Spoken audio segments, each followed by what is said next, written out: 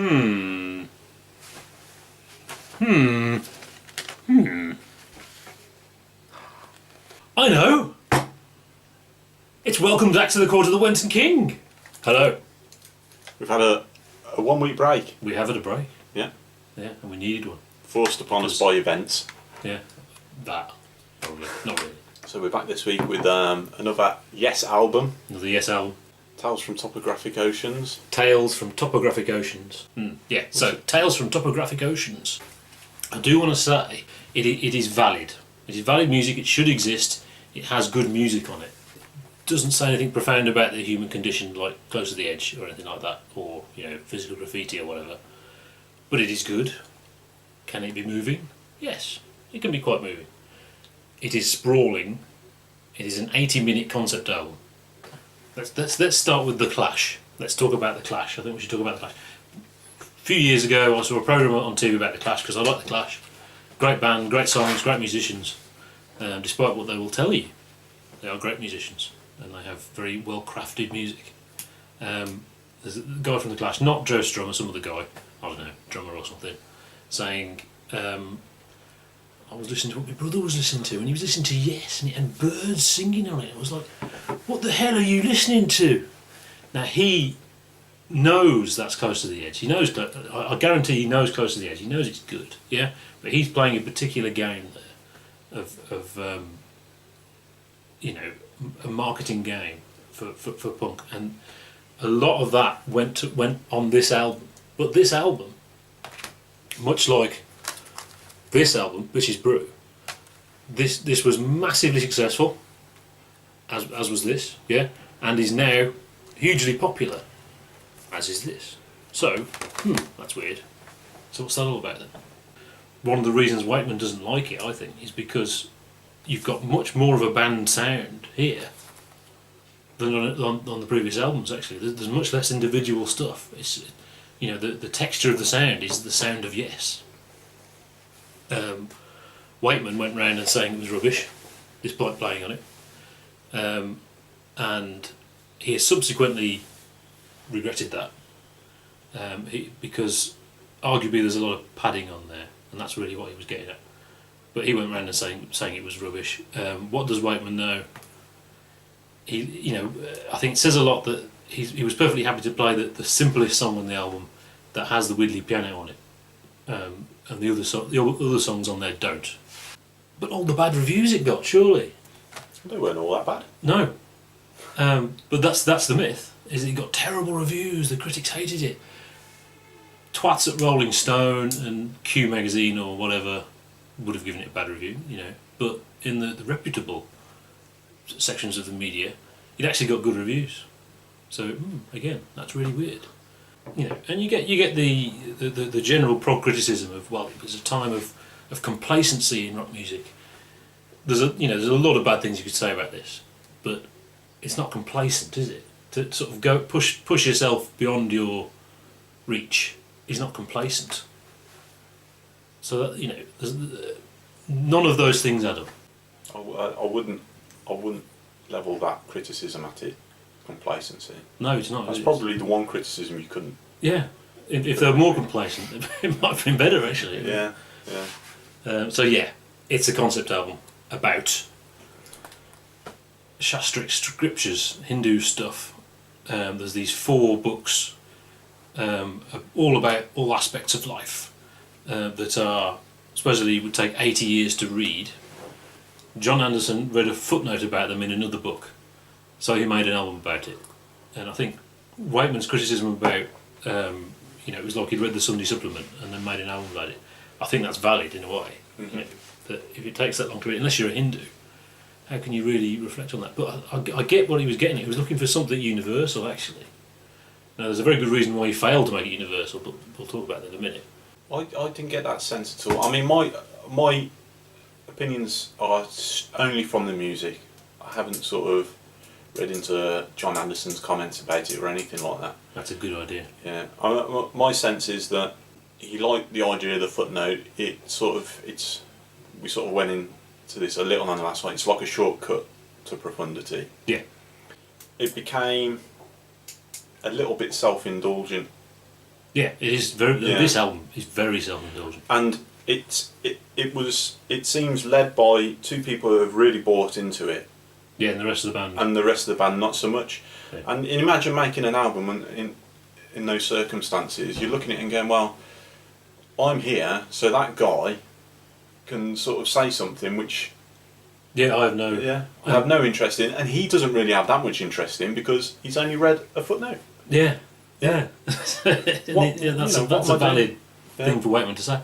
I mean, maybe it's something religious as well, in that he's a Christian and he's a conservative in all different meanings of the word. Yeah. But I think it's a valid thing. So I think more than that, it's actually there's not enough Chris Squire. I think you can hear where Chris Squire's got his input, and it's ace. Mm-hmm. But there's not enough of it. It is an Anderson Howe album, and that makes it. Well, it means it doesn't rock. Basically, that's the problem. It's not pretentious. They're not being pretentious. John Anderson isn't being pretentious, but he's not trying to sound clever. He's not pretending to be an expert in something. It's arrogant. It's pompous. It's probably a terrible idea, but he's not really being pretentious. Really, he's not trying to sound clever. He was trying to look for something universal in his own way, in that it's supposed to be stuff generally about life.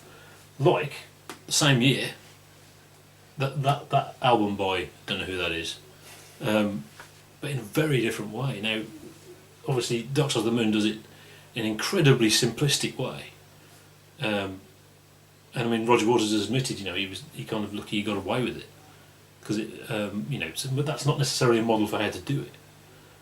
But neither is this, to be honest. That is a model how to do it, though. I mean, Pink Floyd are an enigma, aren't they? You can't be like Pink Floyd. We'll be like Pink Floyd now. It would just be really simple. You'd never accuse them of being pretentious there, or Definitely. Roger Waters being pretentious. No. I think you can I think it would be very easy to slip into the mode of thinking, as I did, This is pretentious. that this is pretentious. Yeah, right? which is the word. If you look at the word pretentious in the dictionary, past the picture of Emerson, Lake and Palmer, which will be there, you might hear mention of this as well. But yeah, it's a concept album, unlike Coast to the Edge. Now I think this is the interesting thing, that I think the music's been compromised because they've had to crowbar it into a concept.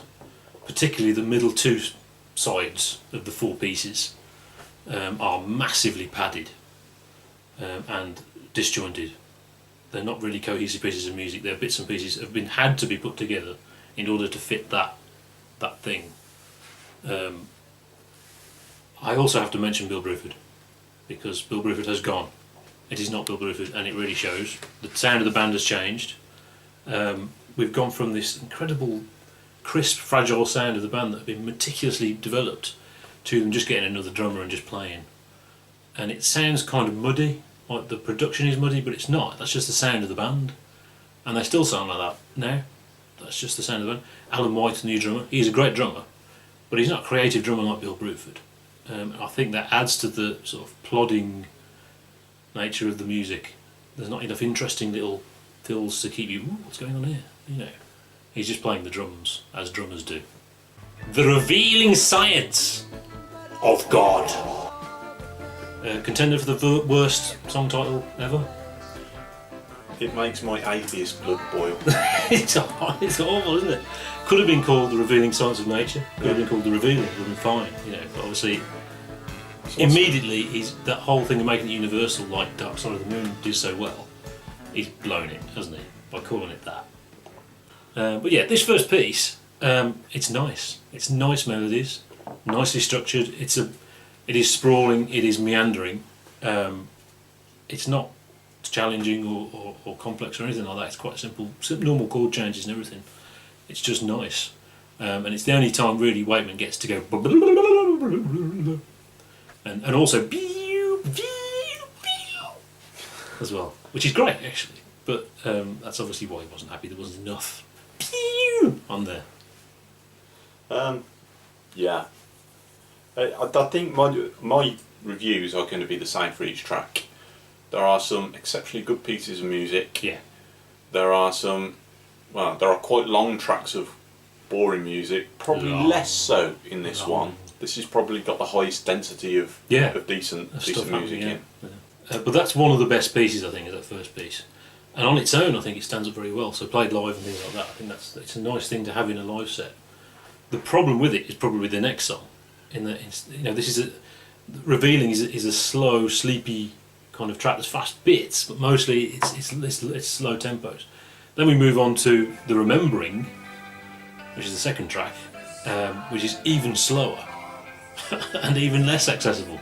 The main theme goes da da da da da da da da. And there's even a bit that goes da da da da da da. So they're asking a lot from the listeners. But there is the folk section on there. Is not enough like Metallica for me. It is so twee. I hate it. It's actually horrible. I actually really hate that part of the album. And of course, it goes back to the slow theme, and then plays again, and then back to the slow theme, and then plays again, and it keeps a full start of the bit you aim for, which is supposed to be the big revealing. I suppose it is the washes of keyboard, which is Wakeman's thing, which famously he got wrong live and led to arguments, which I think is quite good, but you have to wait 15 minutes to get there. Yeah. So yeah, it's asking a lot. I think, again, as with all the other tracks, it might. I thought an interesting idea might be to do a version of this album where you could actually have a tick box of the sections you want to play. Yeah. So you could pick all the selections. You'd probably have quite an interesting listening experience out of that. Giants Under the Sun. Yeah, Giants Under the Sun. The first section of well, this is very disparate.